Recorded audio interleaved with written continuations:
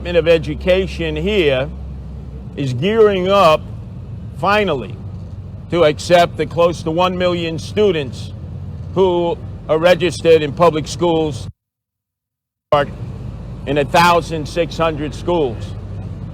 Of attention spent on whether they're wearing masks, not wearing masks, whether they're vaccinated, not vaccinated. I prefer to focus on what I call the big creep, which is critical race theory, which is working its way into the fabric of the curriculum that our children are going to be exposed to and has already affected our teachers. So number one, the mayor recently announced that he would spend $200 million for cultural, responsible curriculum, because there's systemic racism in the public school system and in our society at large. Cultural, responsible curriculum. Scratching my head. $200 million.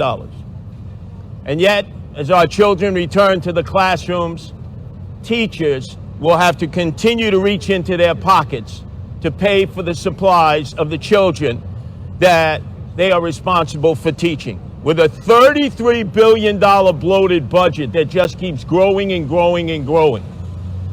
And we're going to blame systemic racism in the schools and in society for the children not performing well.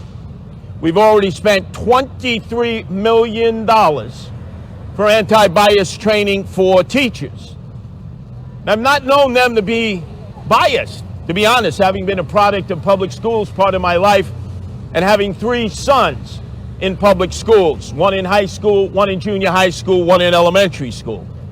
I would have thought if you're going to spend $23 million, you spend it on the behavior of some of the children towards the teachers in the classroom, where they're disruptive, where they're truants, where they're obstructing other children from getting a proper education.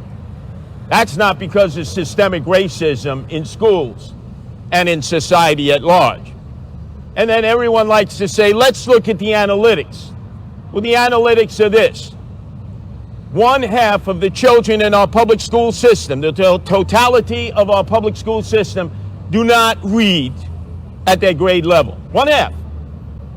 And we're being told it's because of systemic racism in society and in the school system.